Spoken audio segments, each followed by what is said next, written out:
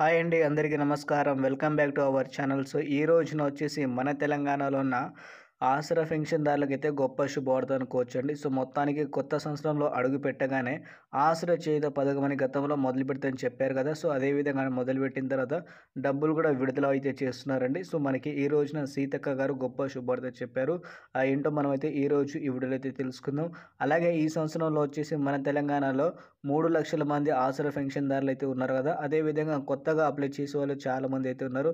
So, వీళ్ళందరికీ ఆసరా చేయూత పథకం ద్వారా డబ్బులు ఏ రోజున నేరుగా ఖాతాలో జమ అవుతాయి అనేది విషయం ఈరోజు ఈ వీడియోలో అయితే తెలుసుకుందాం. అలాగే మనకి సీతక్క గారు కొన్ని అంశాల గురించి మాట్లాడడం అయితే జరిగింది. ఇప్పుడు కొత్త పథకం ఏదైతే ప్రారంభించారో ఆసరా చేయూత పథకం. సో, దీంట్లో కొన్ని మార్పులు అయితే చేస్తున్నారట. ఆ మార్పులేంటో మనమైతే తెలుసుకుందాం. వీడియో మాత్రం మీరు లాస్ట్ వరకు చూడండి. అలాగే కొత్తగా మన ఛానల్ అయితే చూసే వాళ్ళైతే తప్పకుండా సబ్స్క్రైబ్ చేసి మన ఛానల్ ఇంకా కొంచెం ముందుకైతే తీసుకెళ్ళండి ఫ్రెండ్స్. ఓకేనా? ఇక లేట్ చేయకుండా వీడియో అయితే స్టార్ట్ అయితే చేసుకుంటే మొత్తానికి వచ్చేసి మన తెలంగాణలో ఆసరా పెన్షన్‌దారులు 3,00,000 మంది ఉంటే వృద్ధులు, ఒంటరి మహిళలు, వికలాంగులు సో 3 విధాలుగా భాగంతో మనకైతే మన తెలంగాణలో అయితే ఉన్నారు. సో, గతంలో వికలాంగులకి రూ. 6,000 ఇస్తా అని చెప్పారు కదా!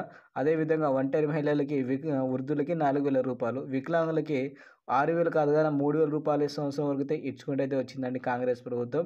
సో, ఈసారి కొత్త సంవత్సరంలో అడుగు పెట్టగానే ఆసరా చేయూత పథకం ద్వారా డబ్బులు ఇస్తున్నట్టు మనకైతే అప్డేట్ అయితే ఇచ్చారు సీతక్క గారు. ఈ రోజున మనకి 1 తారీఖు అయితే ఉంది కాబట్టి చాలా వరకు మన పెన్షన్‌దారులు ఈ రోజు నుంచే చూస్తారు బ్యాంక్‌లో డబ్బులు వచ్చిందా లేదా? అలాగే ఎంతవరకు అయితే వచ్చిందని.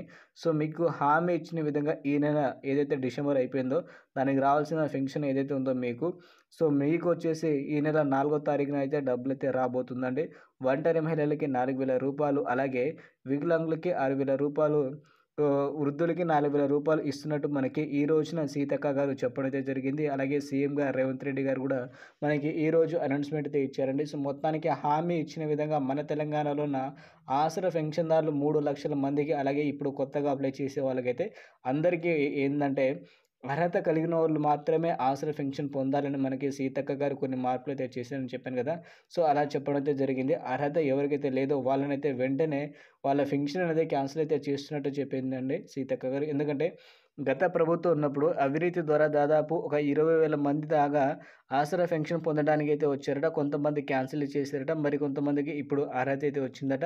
సో, దాని గురించి కూడా మన సీతక్క గారు ఆలోచించిన తర్వాత మనకైతే డెసిషన్ తీసుకుంటారట. ఎవరైతే అర్హత కలిగి ఉంటారో వాళ్ళు మాత్రం ఈసారి ఫైనల్ అయ్యే అవకాశం అయితే ఉందండి. సో, 3,00,000లో ఇంకా సంఖ్య పెరగొచ్చు లేదంటే తగ్గొచ్చు గానీ ఎవరైతే గవర్నమెంట్ నుంచి ఫండ్స్ అయితే వస్తున్నాయి కదా! సో, చాలామంది ఆశతో ఇలా డబ్బుల కోసం అయితే చూశారు. సో, వాళ్ళని అందరికీ అయితే క్యాన్సిల్ అయితే చేసేస్తున్నారు సీతక్క గారు.